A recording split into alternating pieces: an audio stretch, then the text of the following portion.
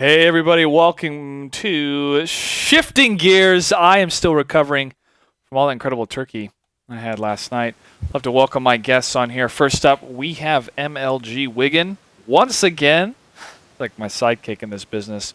Also, MLG Omerta. And joining us tonight for the first time is MLG Tiberius Audley? How do you pronounce that? Audley? Audley. Audley. Audley. We had an incredible time in Providence, Rhode Island, where most of you watched MLG Providence. It's so crazy to think that the entire Pro Circuit season is over for this year. We had an amazing run. We had StarCraft 2, League of Legends, Call of Duty, and Halo all on the Pro Circuit for the finals. And what better way to end the finals for StarCraft 2? I feel it was so much fun. Oh, it looks like Tyler's camera has frozen. Well, it's still a good shot for you, Tyler. Anyways, so let's get right down to business tonight. We're going to be talking about the MLG Providence event, do a little bit of recap. We're going to talk about some League of Legends, StarCraft 2, a little bit of DreamHack that's been going on this weekend, and some news in League of Legends regarding some female players, and also we're going to kind of spitfire a bit of 2012, what we'd like to see in the upcoming season for esports. But first off, how was everybody's Thanksgiving? Let's go off with start with you, Wiggin. My Thanksgiving was pretty fantastic. Had a nice little turkey dinner with the family.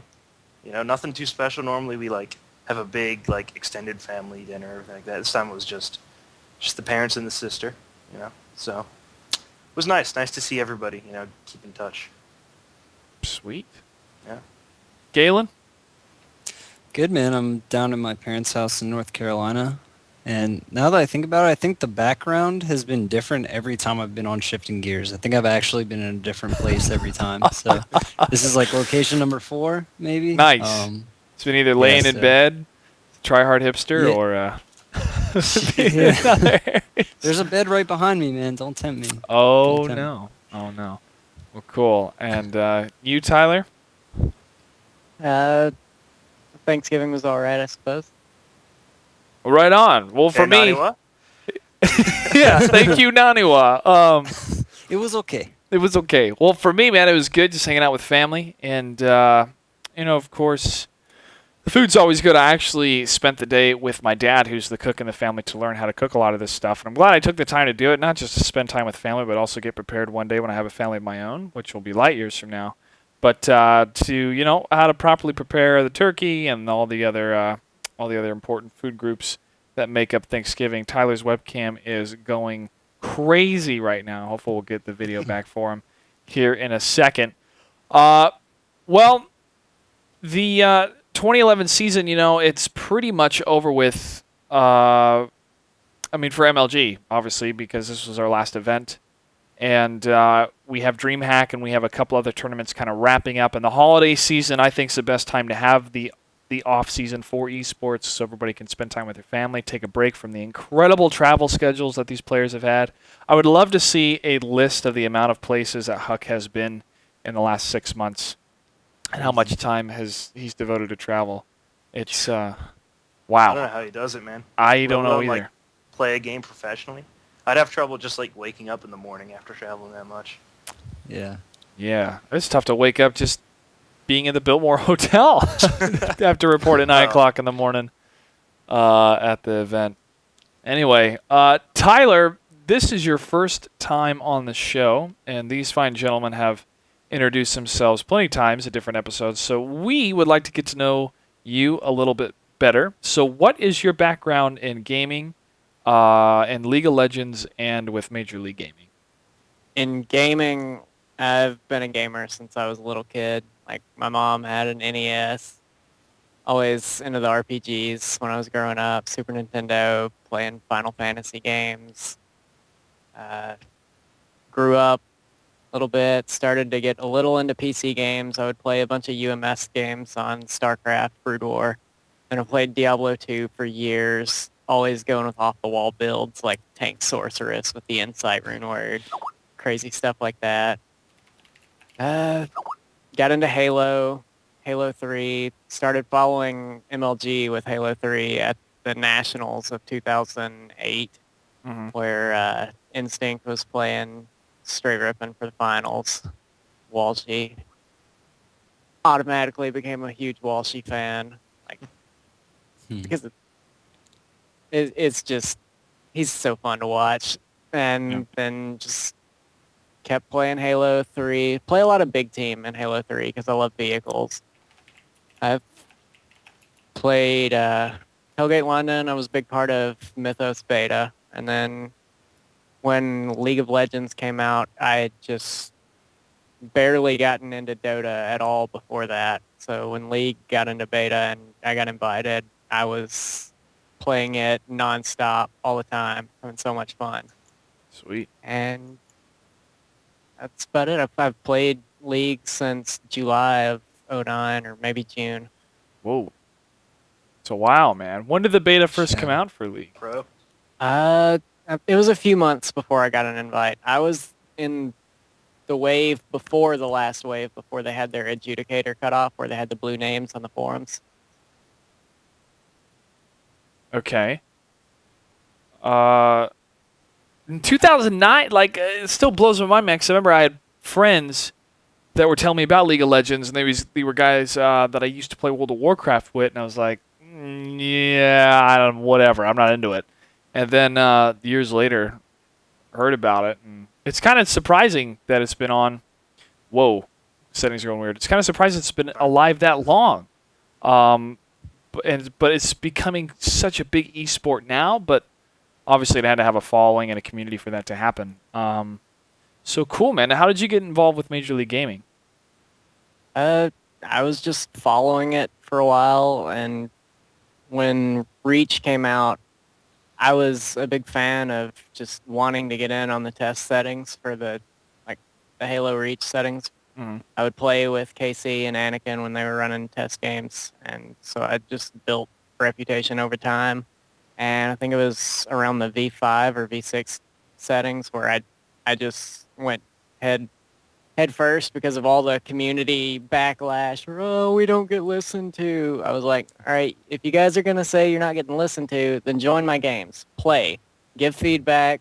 Get yourselves heard. And League of Legends got announced as being added to the circuit for Raleigh, and I was kind of talking to KC since he and I had been talking on AIM a lot through the test settings and stuff. I was like, hey, if there's any way I can get involved for helping with League? And he forwarded my stuff to Kyle, and I got an email before this last event to join up. Sweet, man. So, did you attend the Raleigh event, or was Providence your first event? I did not attend Raleigh. Columbus was my first event as a spectator, Okay. and then I was at Orlando as the coach for Turning Point, Okay. and then Providence was my first with MLG staff. Sweet. Cool, man. Well, it goes to show everybody out there that would like to get more involved in the esports scene that, if you have contacts and you have a passion, then it'll work out. Sometimes you have to spend a little bit of money to travel and to meet key people, but if you have something to show for your skill and your background in these different games, then obviously Major League Gaming wants to have the best staff. So those that are interested, get your stuff out there, meet key people, and go from there. That's how I got my job. That's how Wiggin got his job. Same thing with Omerta. Omerta, you attended the first StarCraft 2 tournament in Raleigh, right? And you were just there as a spectator, and then... No, I was actually there as a volunteer. Yeah, I'd that's been right. doing Halo content for the site before that, and I came out really wanted to help StarCraft out. So I came out as a volunteer because they weren't really sure how big it was going to be. They weren't ready to pay staff for it yet. So came out, and then from there on out, it's been history, man. I've had some people come up to me and ask these questions, or have asked me on Skype or through different interviews, how did you get this position? Give us the background. And how do I get involved in the esports scene? And it's the same it's the same advice no matter what kind of position. You know, Galen, you do writing, I do video and personality kind of stuff. And with your writing, you had like a calling card of content that people could go to. I had content on a YouTube channel that people could go to say, hey, we kind of want to hire this guy based on that content, based on that talent, because they could see you in action or see what you have done before. And so these people that are creating their own content or their own shows right now, you know, post them on YouTube, make podcasts for them, and get them out there to people so you can generate that kind of small fan base that gets bigger and bigger, and you can show it to people that are in the higher echelons of these companies and get hired. And I think that's what's been happening over the last year or so. We've seen people attend Major League gaming events or other events or other tournaments, and they would do their own content, and then people would see how dedicated they were on their own, and so they get hired to these bigger companies. It's great. It's great for everybody because these companies are hiring the right people. They're not getting people outside of the community. They're getting people inside the community that have the skills and the talent to make it work, and that is what's going to further esports as a whole, I believe. All right. Well, let's get down to business and talk about travel. I want to share this crazy story that happened on the way to Providence. So I go to the Norfolk airport. The Norfolk airport is a smaller airport, but it's still classified as an international airport because it connects to other airports in the United States to go to different places. I need to go to the bathroom, and there's this wet floor sign on the bathroom. I think, okay, I mean, they've mopped the floors. It's going to be slick. And I get close, and I see this mud all over the place on the ground. And I look, I'm like, jeez, well, I didn't clean it up. And I look closer because I'm about to walk over it, and I realize that's not mud. No. I don't know how this happened. I don't know why this happened, but it happened. Somebody couldn't make it the next 6 steps, and there was poop everywhere. And it was spread, and people had rolled their suitcases in it and whatnot. And so I pick up my suitcases and try to find gaps with my feet, with my shoes, to get over to go to the bathroom. I'm like, what is this? I couldn't even believe it. And it's weird because it wasn't that the janitors didn't know or the custodians didn't know that it was there because they put that wet floor sign. But I could imagine it's like 5:05 and the guy's like, all right, it's 5 o'clock. I'm done with my shift. I'll finish up in the bathroom. And he sees that and he goes, nope. And he puts the sign there and leaves. And what's weird, man, is you didn't find another bathroom. Don't try to go around that. Just, go somewhere else. Dude, there's no bathroom on that side of the terminal. I would have to walk all the way to the B terminal. And I was in the A terminal. It was worth it not to step in poo. Yeah, it was a crappy situation. So, anyway, man, I couldn't believe it, but it happened, and so I wonder, with all the traveling that's been going on for this entire season, what kind of crazy stuff other people have seen in the airports, man. But that was it for me. I don't know why, but I guess somebody quit their job when they saw that. It was a good day to quit. It was nuts. Omerta, you saw this tiny bird in the airport, man. I saw that picture. There was just a random bird in the Providence airport, and TLO was quite amused by it. And I made a meme-worthy post on Reddit, and I was like, this is going to be my ticket to E-Fame on Reddit. I'm going to get 1,000 upvotes. And I got 10. I was like, God damn it. But it was still pretty funny. No, it was still funny, bird, just this random bird. That bird was eating peanut butter Skittles out of my backpack. I would crush them up and toss it at the bird, and it would eat the peanut butter Skittles. It's probably dead now. Yeah. Tyler was trying to domesticate the Providence airport. He's right there. They'd have a zoo. Because of him. I remember I was in London, and I had a pigeon eat out of my hand one time. And I thought that was really cool. And then I thought about all the diseases they have, and I thought maybe this wasn't as cool as I thought it would be. But still was neat. But yeah, man, those birds. He's just chilling. There's so many open windows in airports, that they might get confused. But I liked the picture. I try to upvote, or at least I liked it on Twitter. It was cool. Wiggin, do you have We'll any? have to wait for another day. Yeah, yeah. Wiggin, do you have any crazy travel stories this year? Not that I should discuss. Okay, that's fine. Twitch TV after party. Period. Leave it at that. Yeah. Oh yeah. Flying hungover is just the worst kind of idea. No one should ever try it ever. Yeah. Dude, that after party, my ears were hurting Yeah, bad man. because the music was way too loud, and my right ear took a couple days to fully fix itself or whatnot. And I don't think the pressure of the cabin helped at all. That music, man, jeez, Yeah, it's way it's too loud. way too loud. I just want to give a shout out to Providence champion Leenock too, because at one point in the night I saw him dancing with like 3 girls in that club during the after party. Leenock was getting it in on the dance floor. I was pretty happy for him. How old is he? He's 16, right? Yeah, Not 15, 16. yeah, I think Yeah. he's 16. He was rocking out after a hard weekend of work, man. It's pretty cool. Life of a champion, bro. Good 50. job to Twitch TV for doing that for everyone. Yes, thank you, Yeah, Twitch for TV. And if you guys ever do karaoke, I will sing a song. That's how You it will. is. The man can belt one out. I will. I did Under Pressure, man, and I had people like, whoa! It was fun. It was fun. Got to meet some key people, too, which was cool, and fans and whatnot. And it wasn't too cold. Kind of warmed up that night, too, so it was all right. Just the music was way too loud. And that wasn't Twitch TV's fault. That was the venue's fault. I don't know how humans can stand being in there for a couple hours with that stuff You mean- blaring. You don't like it when your belt like jiggles because of the music. You're not down for that. No, and not the same techno over and over again either. Anyway, I saw Coley in chat. Coley, that guy can dance too. Coley is one of the most integral parts of making MLG work, man. He's the technical guy, the main stage. He's in charge of making sure everything's good to go for all the players and all the freaking drivers. All the drivers for all the different players work, especially Losiras. Oh my goodness, so difficult God. sometimes. Coley is fantastic. Coley is the man. Anyways, Tyler, did you have any crazy horror stories of traveling?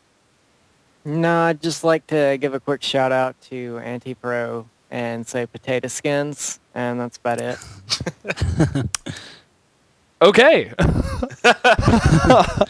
just say potato skins are really good. Nice. I usually eat the skins of potatoes with the potatoes, not just the skins themselves. But moving on, the StarCraft II Providence tournament was the greatest StarCraft II tournament in the history of the world so far. We had the best talent. We had so many players. And even looking through the bracket of what Leenock had to fight through to earn the national champion showed that was the hardest competition to date. Jeez, man. And Naniwa's performance, even though his attitude was not my cup of tea to deal with, was still some of the greatest Protoss play I have ever seen, especially with those sentries. And I was incredibly impressed with his play style. And with Leenock, man, this kid comes out of nowhere. I think he was... this was his first foreign tournament. And he goes and he wins the entire thing and says that he would like to buy a car for his mom with the money. That is pretty cool, man. Wiggin, your thoughts on the tournament? I think it was the best week of StarCraft or weekend of StarCraft I've ever seen. That's for sure, man. Who was it that got knocked out so early? It was just completely insane. You have people that you expect to win a tournament getting knocked, not even hitting the top 16. Yeah. Or people you didn't expect at all.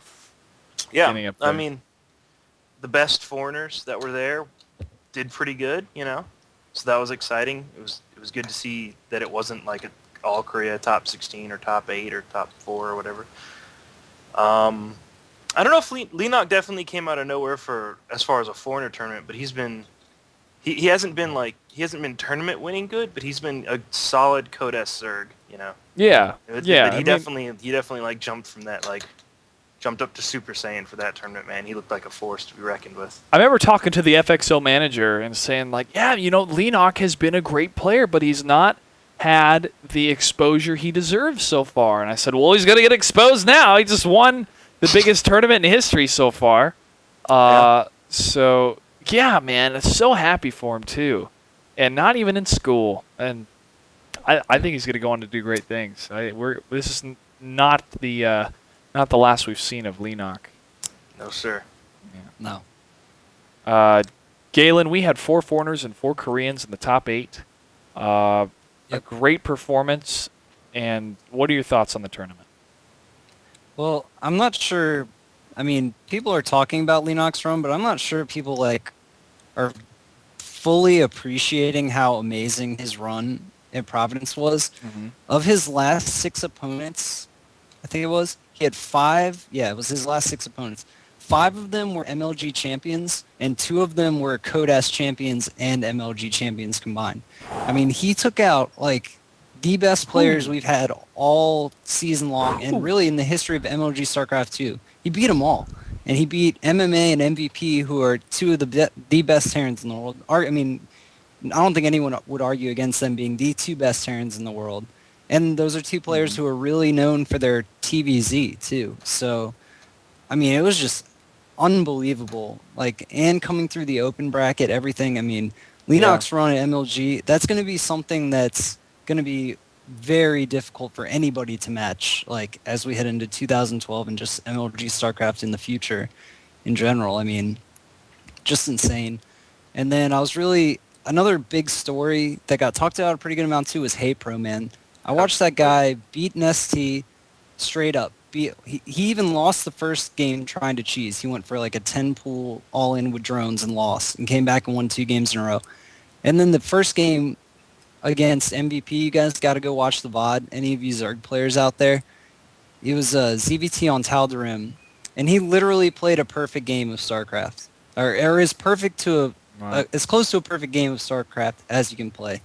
I was so impressed with him, and he really should have won that series. He kind of made some really bad mistakes in the next 2 games, blew some leads, but at least that game on Tal'Darim against MVP, everyone should go watch that. It was perfectly played StarCraft. I mean, I think a lot of people have already seen it, but there's a crowd shot from up above of the Hey Pro MVP series, and it looks like half the venue is just surrounding them to try and look at these games. Yeah. And man, I thought he had that series, man. He had clear chance to take both those games he lost. Yep. Especially that third one, man. Sorry, go ahead. Oh no, that second game, man, he crushed MVP's army, completely destroyed it, and just kind of fell apart. Didn't have his third up, didn't have a macro hatch up. If he had those 2 things up, I think he wins that game easy. Yeah. But that would have been a hell of a... It was still really awesome to watch him, because he's a player that's really mild-mannered. He keeps to himself. People don't really talk about him a lot. I've heard a lot of pro Zergs say that he's really underrated, though, and he just has nerve problems. And, I mean, he came out to play in Providence, man. He did awesome. Mm-hmm. Yeah. Yeah, I want to talk about him and some of the other players a little bit later in general of everybody about the game and how good they are getting. But I remember when I announced that Hey Pro I think he beat an ST. And when I announced that during a floor report, people went, "What?" I was getting looks left and right after I announced it, and I said it dramatically because it was a dramatic moment for everybody in the community, because I don't know anyone that had Hey Pro even in their top 16, man, let alone top 8 for that tournament. And I was really excited for him. What a performance, man. What a performance from him. Anyway, we're going to take a quick commercial break. When we come back, let's talk a little bit about what to expect for StarCraft 2 in 2012. This is Shifting Gears, guys. We'll be right back in just a sec. Banjo.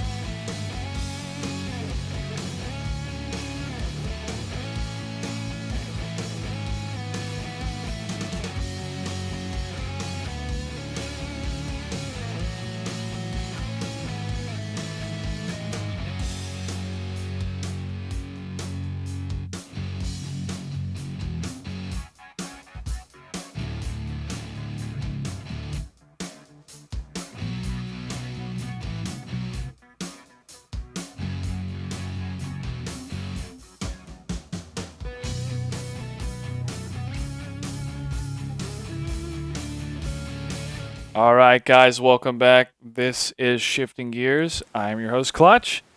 So 2012 StarCraft 2, man, I think what needs to happen is bigger prize pools for it to grow even further, attract more people. Yeah.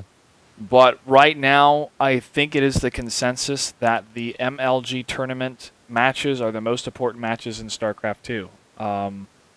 Because we have the talent, we have the people there, and it is a marathon of games. There is a bit of drawback because these games later on in the day or the following day may not be the quote-unquote best games from these individual players. However, Lenok, 16 years old, crushes through all of these people. I did not hear him make that kind of excuse when he was going through, and he doesn't have the... This is his first MLG, man. He doesn't have this kind of experience of going through this grueling open bracket series. What he had, 40 matches? 30 matches? Something like that? Something absurd. I think it was games, it was around or 30. games at least. It was around 30 games because I think it was like 22 and... I think it was 32 and 5. Yeah, I know it was in the 34 30s. and 5 was, yeah. It was 32 or 34 and 5. I can't remember. Yeah. I looked it up for the recap. I wrote something like that. If that Crazy, if that guy can do it, if he can go through the entire open bracket and do it, anybody can do it, man. Anybody can do it. But when it comes to 2012, we look forward to whatever kind of changes are going to come our way as far as the game itself. We already talked about Heart of the Swarm in a previous episode, and that's that looming dark cloud in the distance that's coming towards us. It's still going to bring that healthy rain, but it's going to be annoying for the transition. It is, period, because we are becoming so acclimated to Wings of Liberty, the playstyle, the strategies, the counters, everything, and now there's going to be some changes with Heart of the Swarm. So we don't know what is going to happen as far as time frames with the changeover, or if it even is going to happen in 2012. It could be possible that MLG stays and all the pros stay and all the tournaments stay on Wings of Liberty for that year, and then they wait till Legacy of the Void comes out to make any changes. But that'll be a couple years. Seems pretty unlikely to me. Though. Yeah, it's gonna be very unlikely. But I'm looking forward to it. Yes, the challenge will be there, but I think we all welcome it because these players, they were pro Warcraft 3 and Brood War players, and they acclimated to the changes. But everybody is just getting better at this game. So as far as that, that's about it for StarCraft 2 for my recap. Is there anything you'd like to add, Wiggin, before we get into League of Legends? Sure. You mentioned bigger prize pools as something you'd want to see. Mm-hmm. I think it's already been talked about that it's coming, but just look at the difference between the other events and this event as far as overseas participation, right? Mm-hmm. Like at all the other events of the year, we'd have the invited cranes, maybe one, maybe two more, so like a total of 6 maybe. Yeah. This event we had 20 something, right? Like 21, 22. Yeah, and it just makes for a better tournament, just flat out. The best players are there, then that's what makes it an accomplishment. If you beat the best, then you're the best for that weekend. You're the best around. Yeah. No one's gonna ever let you down. And More karaoke. Yep. You got it. As for Heart of the Swarm, I would hope that it would immediately be adopted by everyone. Yeah. It would seem kind of ridiculous to stay with Wings of Liberty. For Those an extended Vipers. period. Those Vipers, man. I think we Good can. unit. I think we can trust Blizzard to get it close enough to playable. Yeah. Competitively. We all have our gripes, especially some people more than others. Mm-hmm. Galen. What? But Oh man. but it's. I think as long as the game is playable, they should jump immediately to it. And that's just my personal opinion. Do you remember how many people were complaining so much about the Zerg when StarCraft was coming out? About how I remember underpowered that. they were? And now Yeah. a Zerg wins the most important and biggest tournament in StarCraft 2. There's been some changes in patches to get there, but it's not a Terran domination anymore, Zerg man. too Zerg was way better when people were whining more. Yeah. One supply like 2 armor roaches, infestors that were arguably better. Like, was it like 50 energy, like neural parasite that you just Oh, got? and you didn't have to research it either. Yeah. But anyway, I digress. Yeah. Yeah. Galen, anything you'd like to add? I just want to. My cat's going nuts right now. I'm sorry. Yeah, I just want Show. to, like, all you guys here on the show and everyone watching, just like think back to Dallas at the start of this year. Like, that was not a good event for us. Like, StarCraft 2 in 2011 had a very, very rough start. And looking ahead to 2012, just think about all the changes, we've made, like how much more improved our events are, everything, like our streaming, our content, the people we have, everything has gotten just better, every single event. And heading into 2012 with like a 4-month break to kind of plan everything out, I'm sure there's already been tons of planning, going into it, before Providence and maybe even earlier, but I'm just so excited for 2012. I think 2012 MLG StarCraft 2 is actually going to blow people away. I mean, Providence is just like a teaser for how good 2012 is going to be, in my opinion. Right on. Well, let's kick it over to League of Legends. I was not able to watch as much because obviously I was very busy on the StarCraft 2 Red stream, but I had helped when League of Legends was on the Raleigh Pro Circuit schedule, how it took over a little bit of the Black Ops broadcast schedule, and there were some issues with the spectator client, but it seems that for Providence it went very well, and it was a pretty good tournament. Tyler, what are your opening thoughts on League of Legends at Providence? It went really well. I think a large part of that is that Riot's had a lot more time to hammer out the bugs and kinks with the spectator client. Like, MLG Raleigh wasn't the only tournament where the spectator client had its issues. People would drop from games, spectators would drop from games. It had been happening for a while, but it was just because they wanted to get that running as fast as they could, and so they had just implemented it straight into the tournaments, and it wasn't quite ready, but it was still better than the alternative. And now it's fixed, it's ready, and it makes tournaments run so much smoother. Yeah. More smoothly. We definitely saw that. I never heard of any of the casters being kicked off, which was the main problem with the Raleigh tournament, is the casters were not able to be in the matches themselves because the client was kicking them out or whatnot. But, yeah, it seemed like it was great, man. I had to sneeze. That sucks. Thank you. You know what I was really impressed by was the crowd there. I didn't. Yeah. I knew a ton of people would watch it online. Like they get insane numbers as far as internet viewing. I didn't expect so many people to show up in person to watch it. And the crowd was nice and active too, and it was really good to see. It was a lot like StarCraft. It was. As far as the crowd goes, It was. Yeah. It kind of started. It didn't rival StarCraft in numbers, but it had a bit of the vibe, a bit of that energy coming through, and I was kind of taken back by that because you really don't hear that from Call of Duty nowadays. So. We're not Call of Duty. Try to defend Call of Duty. Yeah. It Anyway. was louder than the Halo scene, and that's right, Halo fans. I am calling you out. You need to cheer at events. Yep. Well, the Halo fans are too busy competing in the Halo tournament because it seems like their biggest crowd is when everybody is done playing, and most of the people there are the players. So, I don't know. I know there are fans for these games, man. I just don't know where they're at. Have they switched over to StarCraft 2? Are they watching more online?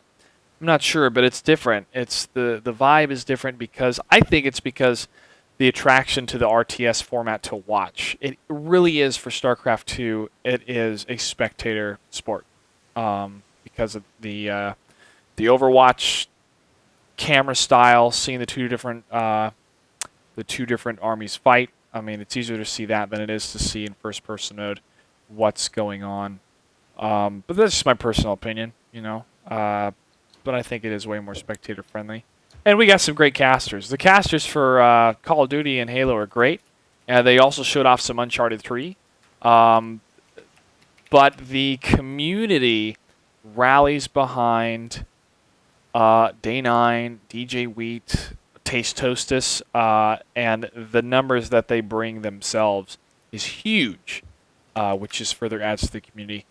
altogether. Any big upsets during the tournament, Tyler, or did it pretty much go according to plan, or who you thought was going to win? I wouldn't really say there were any upsets. Reflex didn't manage to win any games. It was kind of disappointing. I was really hoping the underdogs would pull off a win.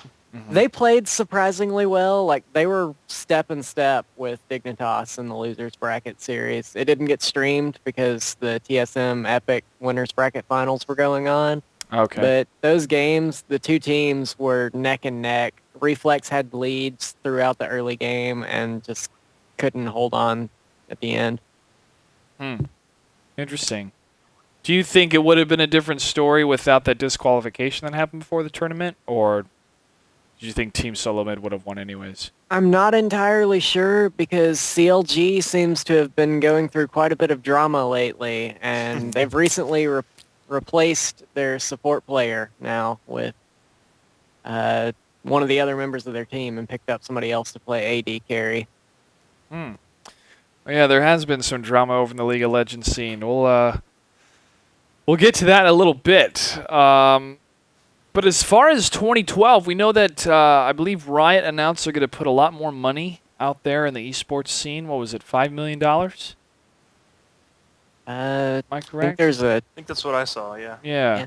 That's a lot of money, man, but it's great because it shows that they're still behind it. They're still active in getting the esports community to continue to participate in League of Legends. You know, they bring out their staff members to cast with Freak and Rivington. But do you guys feel, and I want to start with you, Tyler, do you guys feel that with Riot continuing to send their own staff members to oversee these events and to even be the casters, are they shutting off parts of the community that would like to fill those roles, or do they feel that they're still trying to get the groundwork done for the game until they feel it's healthy to be on its own, to have other people fill those roles as far as casting? You know, I'm not entirely sure. I heard some people like discussing that, and I can see the side where you want like a day 9 from the community to step up and take that role, or, you know, Tasteless and Artosis and other pro players that know the game really well that can just jump in and cast the games.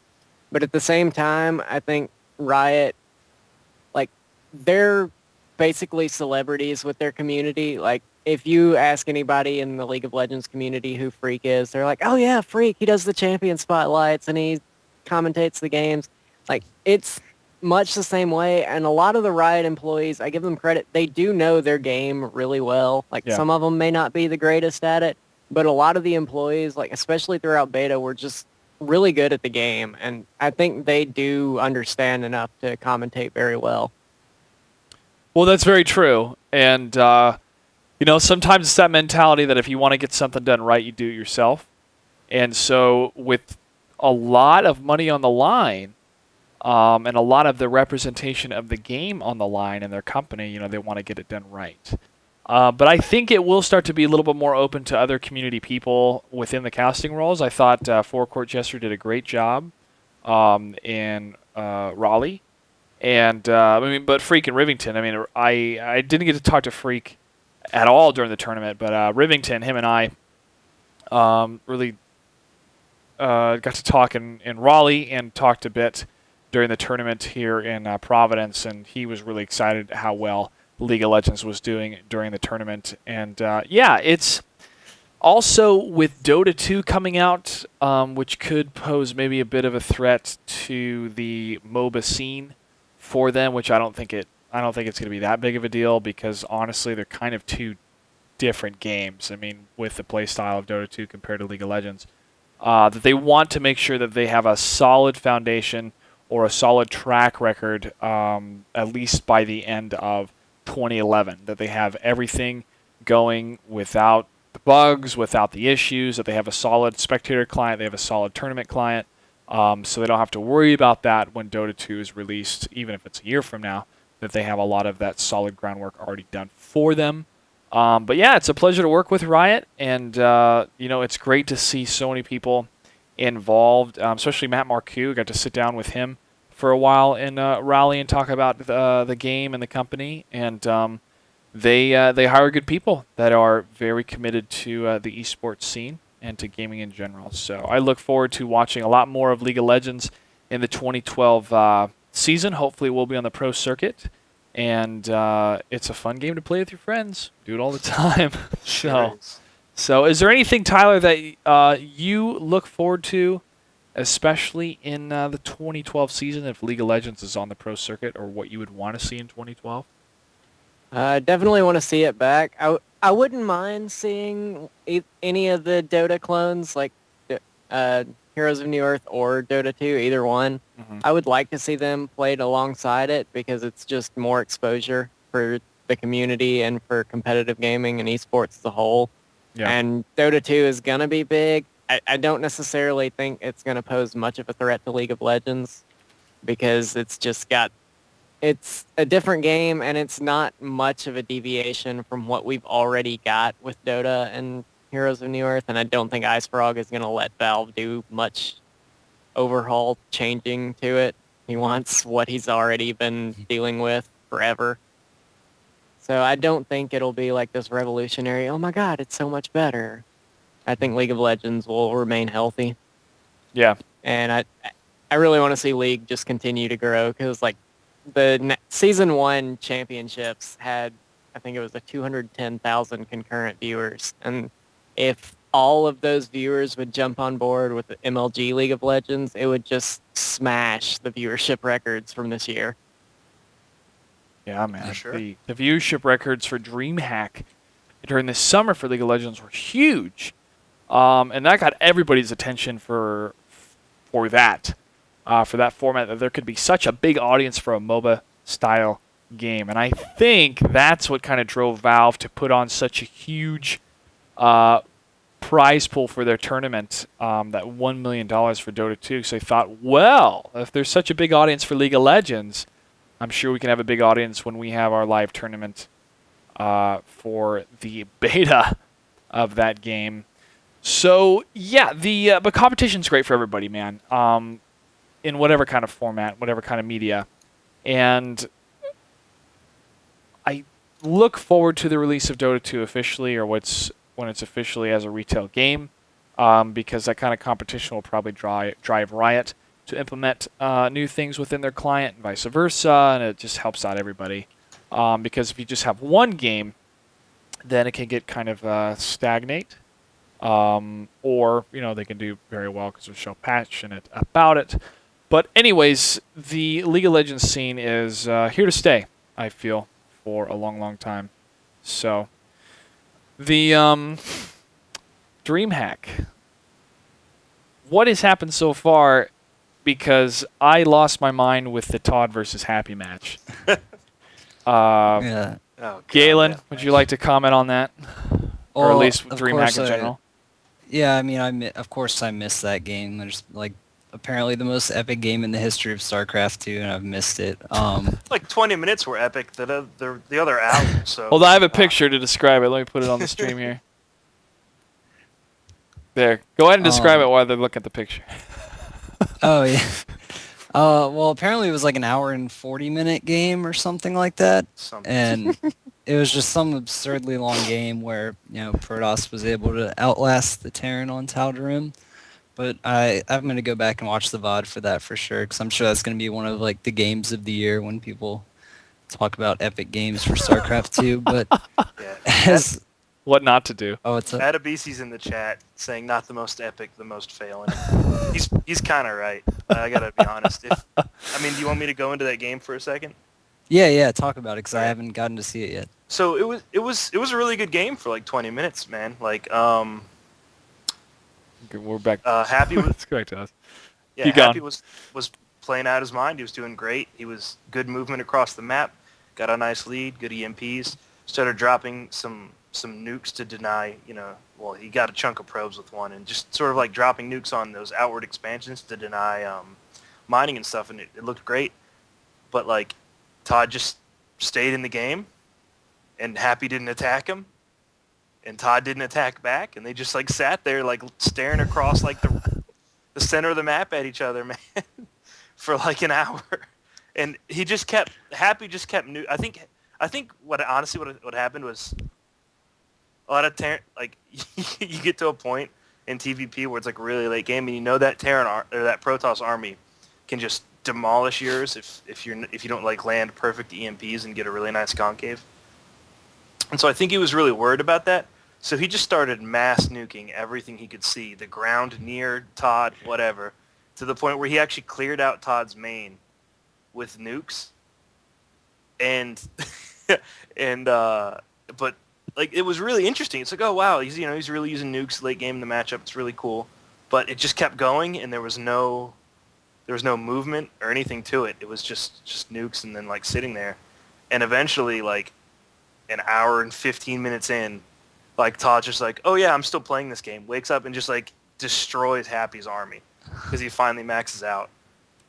And but they traded well enough, and from that point on, they just kept trading down and down and down till at one point it was like 30 supply versus 50 supply, and like Happy's trying to like remax on like BCs, and they're fucking terrible units. So they just accomplished nothing, and then Todd just like at one point Todd's just like massing like Zealots against BCs just to run around the map and try to get expansions, and it's just useless. And then like at any given time, either person could have just completely lost. Like Todd had no AA, but Happy just didn't attack, or like Happy had no mining and had to float around the map, but Todd just didn't attack. And it was just such a joke. Like the most entertaining part was watching Day 9 and Mr. Bitter just completely lose their minds. Oh yeah, because it was the second to last match of the day, right? And they're tired, they're ready to go home or go to sleep at least. And yeah, and it was like I've never seen two people like so determined to lose a game. And in the end, Todd finally built some stalkers and won it. Like, spoilers, sorry, but it was it got rough. It started great, got rough. Yeah. It's nuts. I just remember all the nukes killing the buildings, and one building had 5 hit points left, and he still dropped another nuke on the building. It didn't make any sense. Why? I don't know, man. That was just was an hour and something, hour and 40 minutes, hour and 35 minutes. It was like it was at least an hour 20. That's crazy. That's crazy. I think it reminds me of the Boxer versus Rain matches, but they were. Well, that was like action packed. That was way it was better. Stupid because TVT can get that way sometimes with air battles, but it was exciting, right? This was like, oh look, his nuke. Like I never thought I'd see a game where nukes got boring. Like I was like, oh yeah, he's nuking again. We've seen it all, man. Sad. Oh well. Omerta, I know you're really pulling for Hero, or. Oh yeah. So how's he doing so far? He's playing Protoss, so he's doing well at DreamHack. Yeah, well, he's playing Protoss, so he should at least get third. So.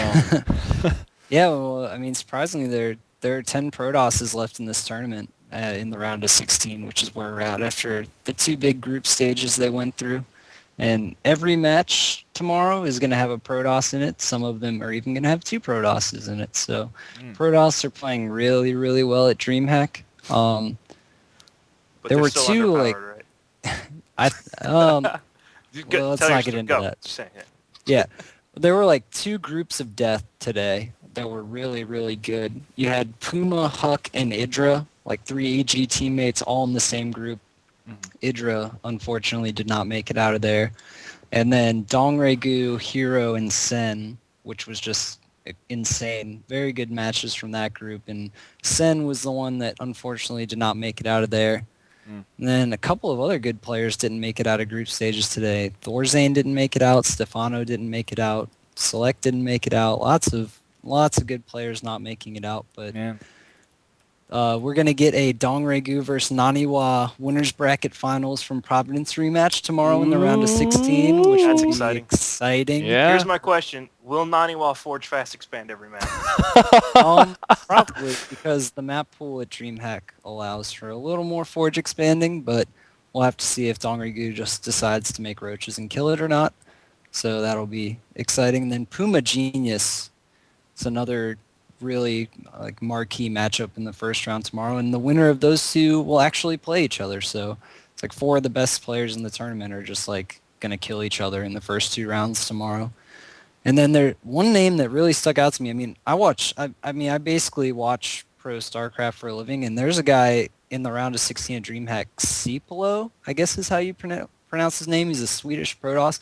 I've never heard of this guy, man, and he beat Genius today in a PvP, a Korean Protoss, and he's got to play Huck, so I Wow. mean, that could be really interesting to see an upset pick kind of go through the ranks there, and then what was the other match that looked really good? Oh yeah, Sheth versus Hero, a nice little Liquid team kill, which is just standard at every tournament that Liquid players play in. They just kill each other all the time. Yeah, But, that sucks. so yeah, I think Hero's got a nice road to the finals. I think Huck will be his toughest opponent, and then Rhett, and he's got good PVZ. So I'm hoping this is Hero's tournament to work out, man.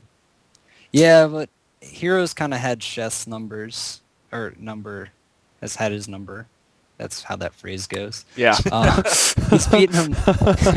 He's beaten him twice at MLGs, and he's just good PVZ. So I mean, Sheth could come out and surprise me, but looks like Hero will be a favorite to make the finals, which makes me happy. Yes. Cool, man. Yeah. So, the match is still going on this weekend. What better weekend to have it? I think, at least for the United States, in the Thanksgiving weekend, because people are out of work, more or less, if they have a job. No, they're the ones.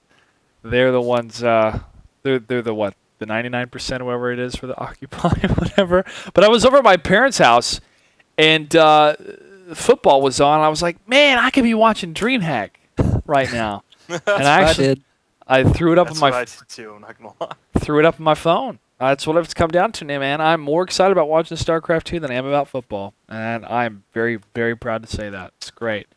Let's take a quick commercial break. When we come back, let's talk about this whole girls' league for League of Legends debacle that's happened. It's crazy. Drama. Drama. Anyway, this is Clutch with Shifting Gears. We'll be back in just a second, guys. Stay tuned. Definitely easy to be excited about.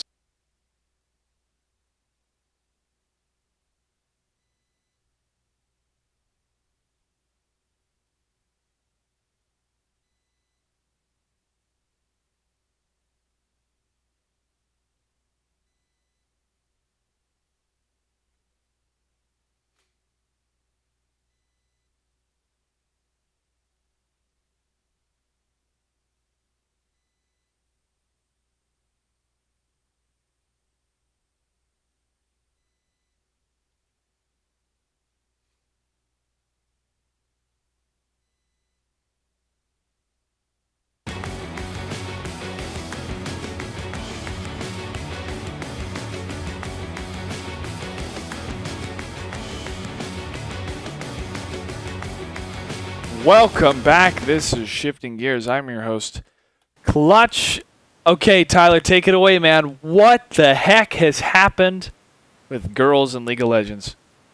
So apparently there is this girls for League of Legends tournament or whatever, and I don't really keep up with these little side tournaments.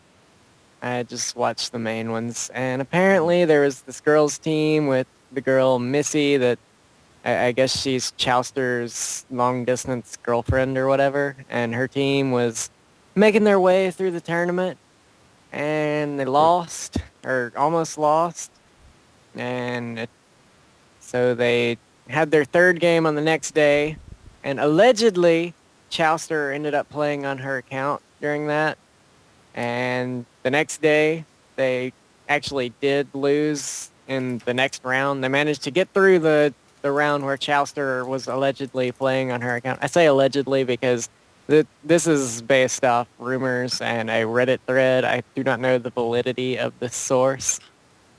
So they won the quarterfinals match where Chowster was allegedly on her account. Then they lost the next one. And so this Missy person got someone from Riot allegedly to check the IPs of the players on the other team, and they matched up with some male pro players' IP addresses. Uh-oh. And so that team got booted from the tournament. It's like a DNA test for nerds. The IP test. So what you're telling me is these girls wanted to show the world that girls were good at playing League of Legends, And they got guys to play on their accounts during the tournament? Yeah, not only did apparently the other teams, but the person who ran the tournament did as well. Yep. This just goes to show you really do move up in the world by sleeping your way to the top. Oh, wow. Oh, manner. Wow, Tyler. Nah. Okay. This Well, you know also what? shows Go the ahead. importance of lands, man. You can't do this kind of stuff at lands, and that's why this is a huge reason why land tournaments are more respected. Even though, especially like StarCraft 2 is not technically a LAN because everything's played online. This is why people like Combat X and Deezer from the StarCraft 2 community don't show up, man. It's because any kind of shenanigans that you can get away with online doesn't fly at LAN. So Yeah. that was a little sidetrack. Continue. Well, I guess was Deezer at Providence? I saw signs pointing. It probably wasn't him. It was just people trolling. But Yeah. Yeah. I think he would probably fear for his safety if he went to a LAN event. Yeah. As much as he does online. him and that Gus guy. Gus. Oh, no. Gus killing Gus. esports. Has anyone Anyway, found Gus? I don't know, man. I don't know what's happened there. But one of our community casters, Wawa, lives in the Philippines, and he wanted to make sure that was addressed during the State of the Game a couple weeks ago, and it's just what a debacle, man. It sucks because the Philippine community did not want to be represented that way because that's not how they work. But anyway, people said what they needed to say, and hopefully it'll be better for them later on. But yeah, that's how esports, that's how big it's getting, man. We got people that are taking advantage of it. So it's a step that's very unfortunate, but it almost seems like it's necessary for things that are getting bigger and bigger. You have that 10% that try to ruin it for everybody else. But anyways, enough of that. Let's shift gears here and talk about 2012, man. 2012, I can't believe it. We're going to be in December in a week.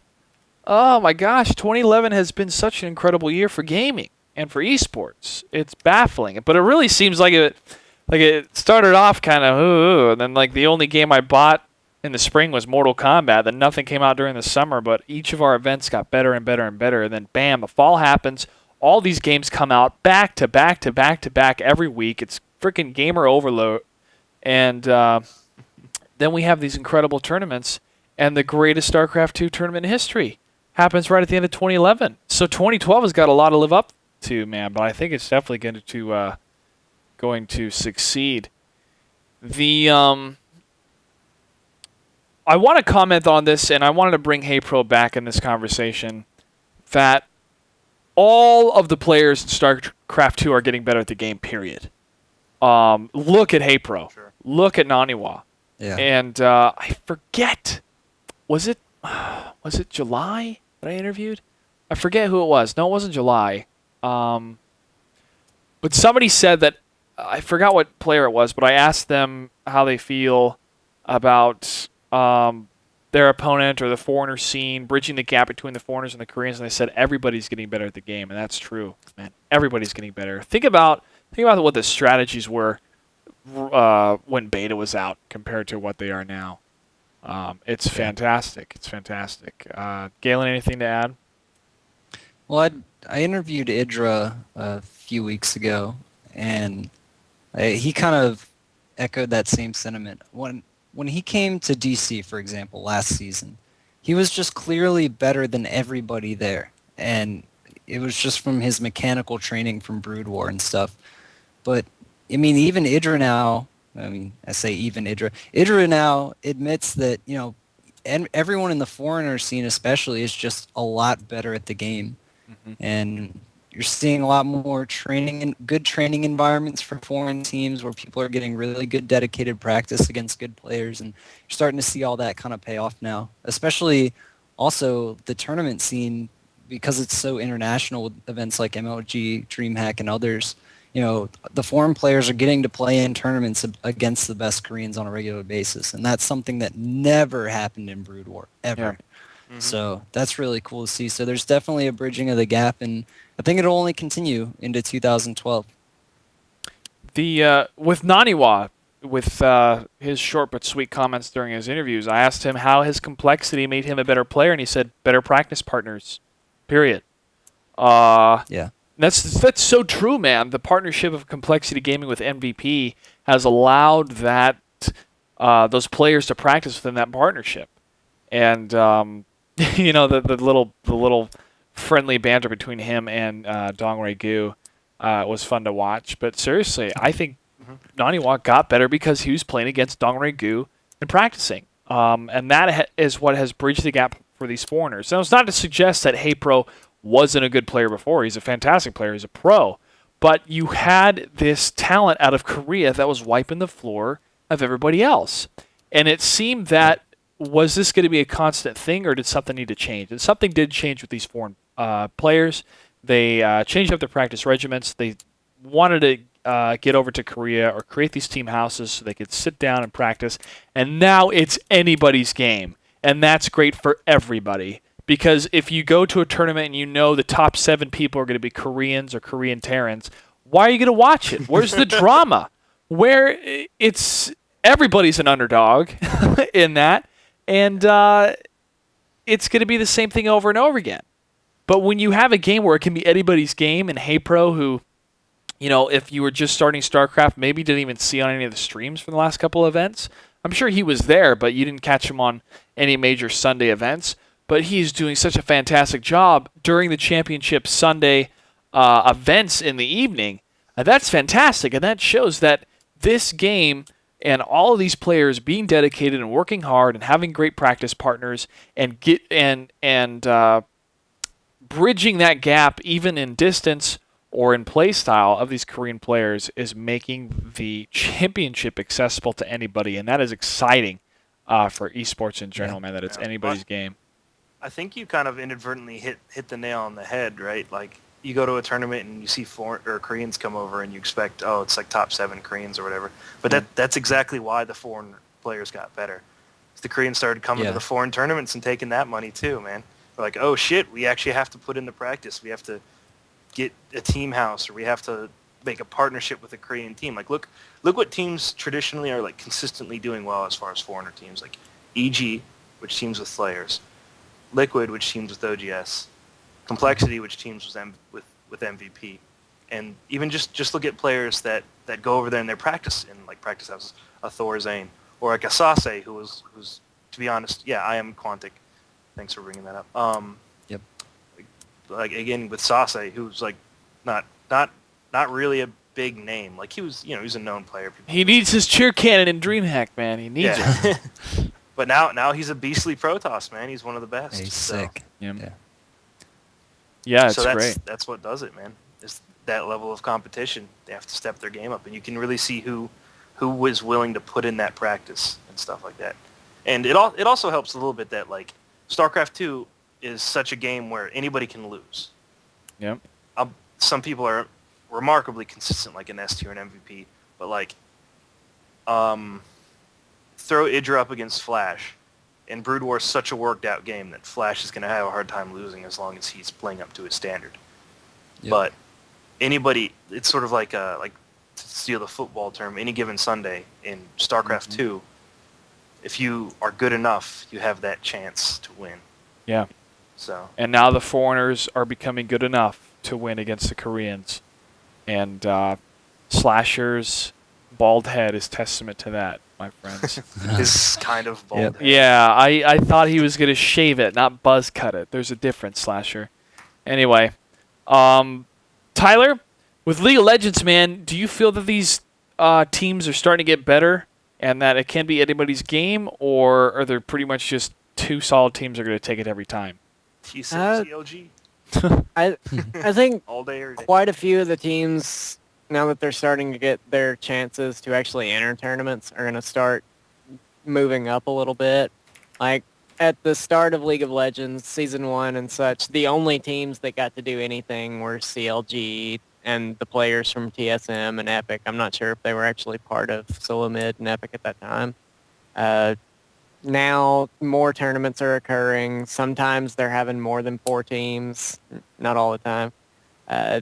But you'll see teams like Goose, V8, now Reflex, getting their chance at MLG to move up. They're getting their chances to come out. Like Rock Solid came out of nowhere this year. They're now Dignitas. They were Rock Solid when they won or did well in IEM New York, upset CLG. I think V8 got a good run in IEM New York. These teams are getting more and more chances, and that just means they have the opportunity and they take advantage of it when they are. And Solo Mid now has their team house, so Yeah. you're going to see teams with just extreme amounts of practice coming in, and as you practice more, you're going to play better. Well, let's bring up these team houses. I mean, they have it for League of Legends. They have it for StarCraft 2.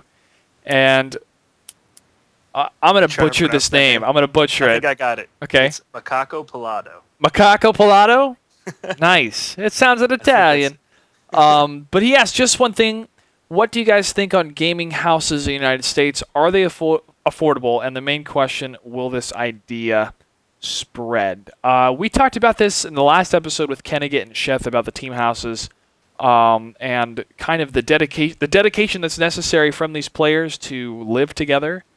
And I think they're going to work. I think that it is a team investment, and each of the players within that house must be completely dedicated to doing whatever it takes for the entire team to get better. And if you have egos get in the way of that and schedules that can get in the way of practice time and whatnot, it can get difficult. But if they have good management and they have a good goal and they have a good budget that makes sure that everything's taken care of as far as the expenses for the house, then I think it's a great idea. And I think the idea is spreading. So, Wiggin? I think specifically in the U.S., it's definitely affordable, but most of the teams that have the means to set up a gaming house are probably going to do it in Korea. It's obviously useful to have a gaming house in the U.S. Like it's probably the best way to improve as a player is to actually just be in that kind of environment. But if you're one of these big sponsored teams, why not just do it in Korea, basically? I think as far as will it spread, I think yes, but I think it'll be more of a thing for like an up and coming team or an up and coming players. Yeah. Like a Vile or something like that. Yeah. It has to depend on the team too, because it just depends, man. I mean, EG had the means to do it, but then you have teams like Team Liquid where you have players that are over in Europe or they're over in that scene, and so there's no reason for them to come to the United States to be in a team house when they can just stay in Europe because that's where they're used to being. Well, I think a lot of that's a motivation thing too. Like Team Liquid's kind of the exception to the rule as far as pro teams. They practice a lot together, but they don't live together or anything like that. Yeah. They all kind of have their own schedules, and some of them are known for practicing less than other people, perhaps. So. Yeah. But I think if you really want to be a good professional player, you need to be in that environment, and that's how you improve. Yeah. Well, we've seen also with teams like EG, you see the results of that team house, and one result is Idra's. They have the best foreigner players right now. I mean, Idra's increased play. I can't mention the results of their Korean team house. Yeah, well, it'll be like Idra, Puma, Huck, Does the Muslim go? I think maybe. Think It's so. the rumor. But Huck has been All over those in guys Korea in the house, training, yeah. so that's why I couldn't say, well, Huck won because he was at the EG house in Arizona. It's like, no, he was training in Korea. But Idra Huck has was in been. the OGS house. Yeah, he's in the Straight. OGS house out there. But Idra has been in the EG house, and he's been doing very well compared to before, because he stays in his games for the most part. But but his performance at Helps. MLG Orlando was fantastic as well. So yeah, there is a positive factor with these houses. Now, I don't know. I don't think every team's be like, well, it looks like we have to have a house to be successful. But yeah, man. But that's why they're having these partnerships with these different teams so they can send them over there. With EG and Slayers, I believe they're sending those EG team members over to the Slayers house.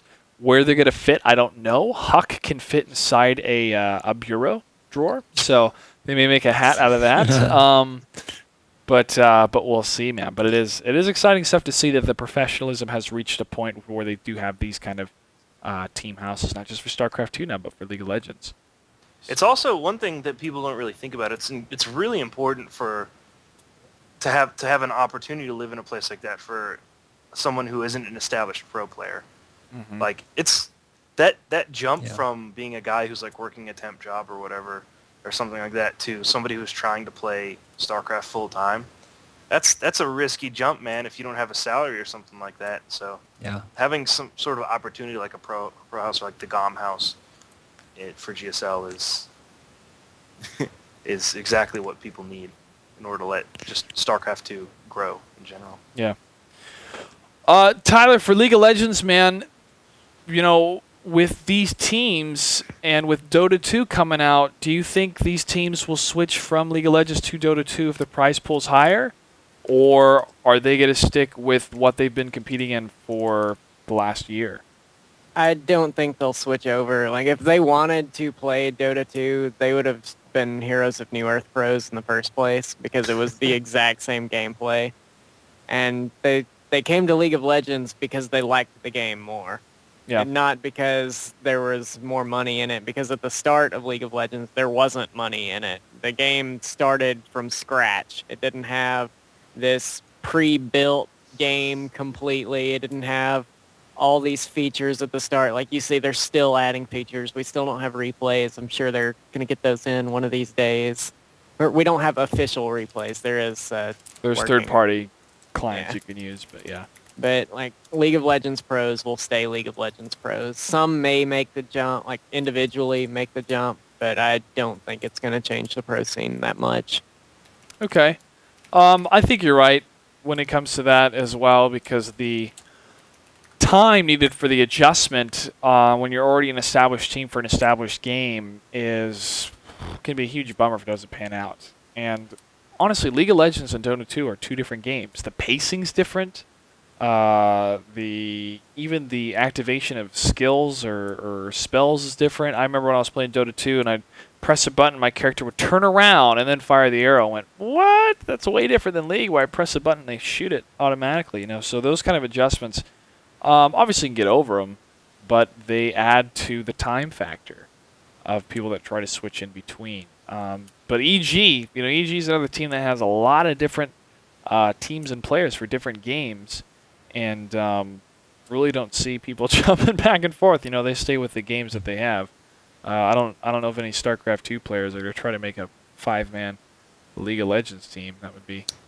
I think Tester, actually. Yeah.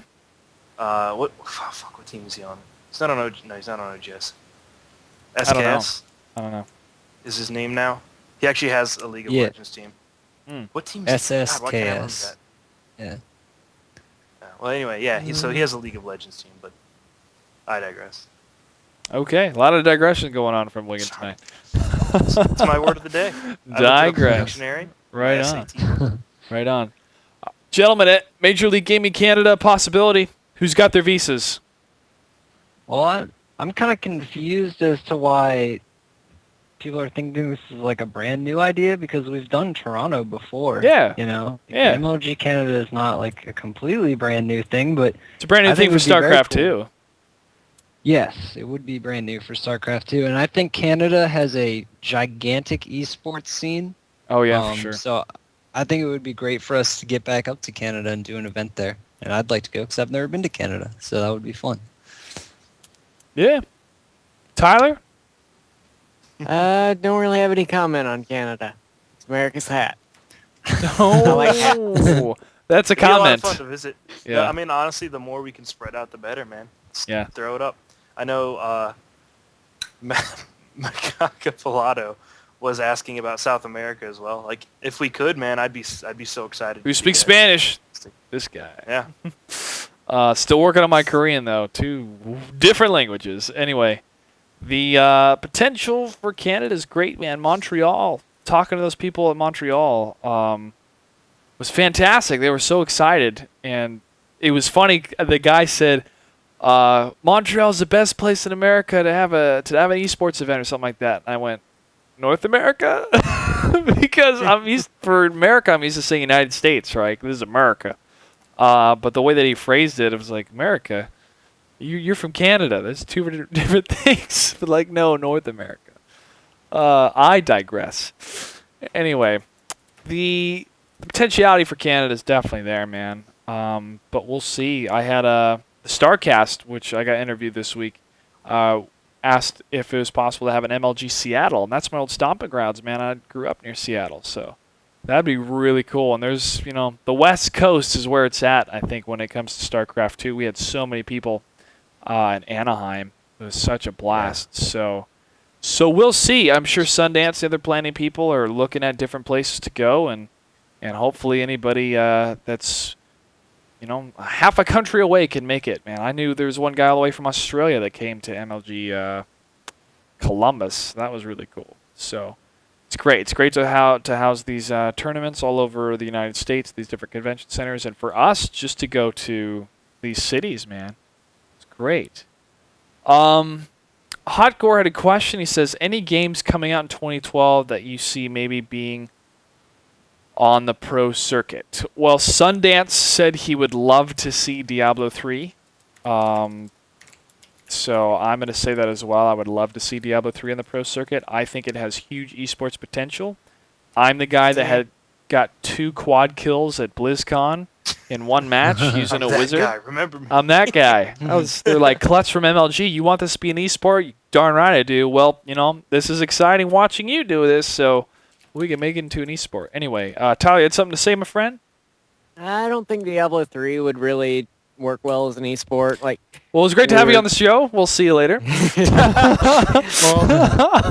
like Wiggin and I were just talking to each other, and he pointed out that World of Warcraft didn't fare very well for its brief stay on the circuit. And a large part of that is there's such a large PvE investment that you have to put into in order to compete in those PvP settings. And just that investment outside of the actual esport version of the game where you're playing against other players. There's not, if a PvP arena doesn't need any PvE investment, it's preset characters, preset armor, preset skills. I was unaware of this. Yeah. Foot and mouth. No, it's okay. But I know what you're saying because there is that PvP aspect where it's based on the PvE gear. I think that'll still be an element within the game. But that part's not really...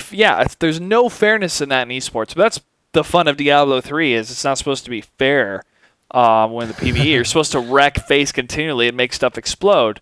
But that's been a lot of people's concerns like, well, how can you make an esport out of something where you have to grind 6 hours to get one piece of gear?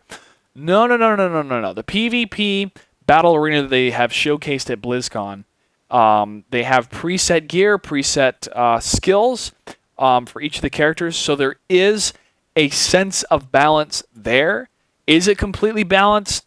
It was pretty close when I played, but Blizzard has said, they're not going to focus on the balance of the game, but that leaves it open to outside people to worry about what they can do to tweak for balance, what kind of rule sets. But I appreciate you bringing that up because I would feel the exact same way, and I can never see a game that relies on that kind of PvE investment for a PvP sport to work. But when you have the battle arena that was set up at BlizzCon for Diablo 3, it can totally work. Otherwise, I wouldn't be getting excited for it.